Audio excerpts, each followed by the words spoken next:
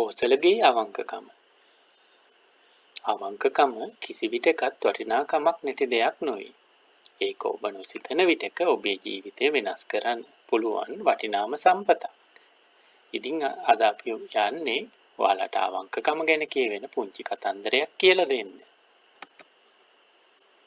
ලස්සන පුංචි ගමක ජීවත් වුණා කෝසල කියලා පිරිමි ළමයෙක්. මෙයා ජීවත් වුණේ මෙයාගේ ආච්චිත් එක්ක.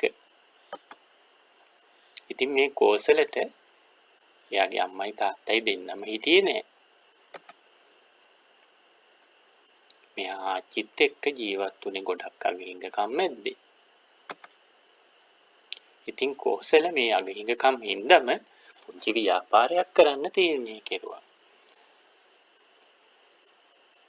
මෙයා කතන්දර පොත් අරගෙන නගරේ පුරාම ඇවිද්දා.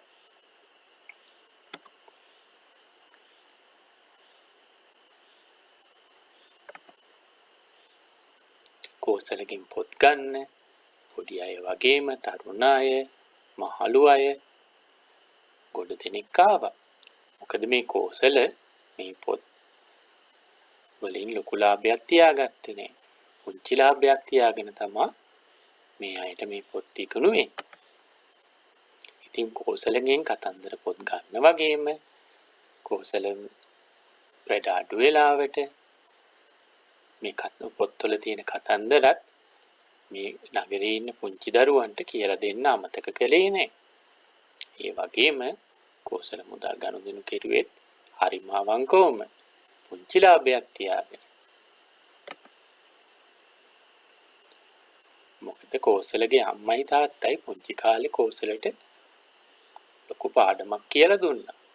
ඒක තමයි කොච්චර අගහිඟකම් තිබ්බත් කොච්චර කරදර තිබ්බත් ඔයාගේ අවංකකම නැති කරගන්න එපා කියන එක. ඒකින්ද කෝසල හැම තැනකදීම හැම වෙලාවකදීම අවංකවම තමයි කටයුතු කෙරුවේ. මුදල් ගනුදෙනු කරද්දි වගේම හැම දෙයකදීම.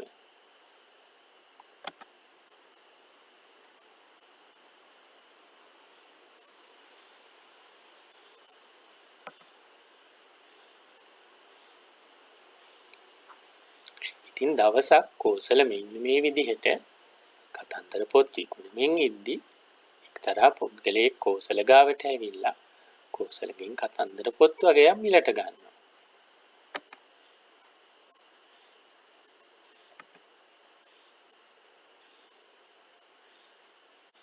ඉතින් වැරදීමකින් මේ පුද්ගලයාට එයාගේ මුදල් පසුම්බිය කෝසල ගාව අමතක වෙනවා.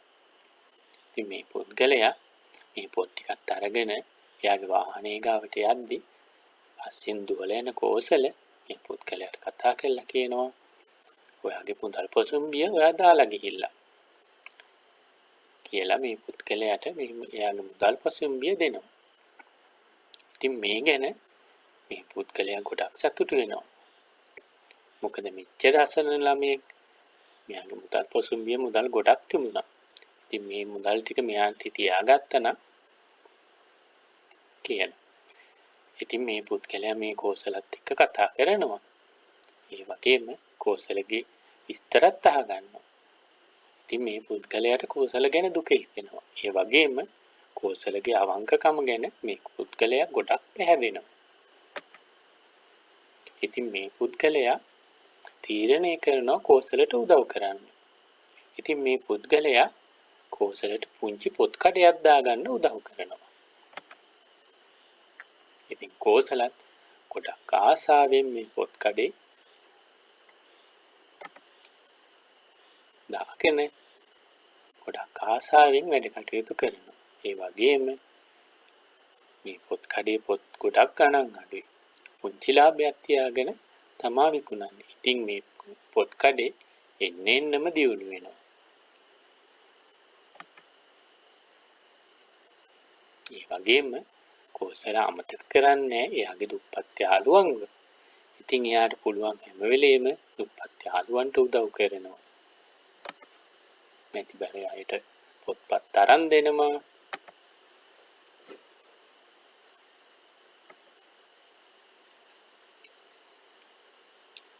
මේ කෝසල මෙයාගේ මේ කඩේ කරන ගමන් එයාගේ අධ්‍යාපන කටයුතු හොඳට කරගෙන යනවා. මොකද මෙයා පොත් කඩයන්නේ දාලා තියෙන්නේ.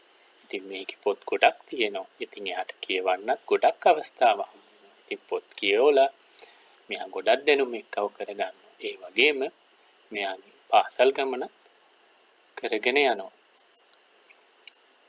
ඒක හින්දාම මේ පුංචි කෝසලට පුළුවන් වෙනවා එයාගේ අධ්‍යාපන කටයුතු සාර්ථකව ඉවර කරන්න. ඒ වගේම එයාට පුළුවන් වෙනවා උපාධියකුත් ලබා ගන්න.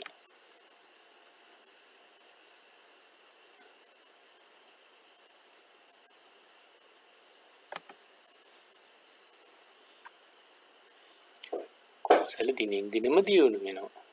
එයාගේ අවංකකම හින්දා.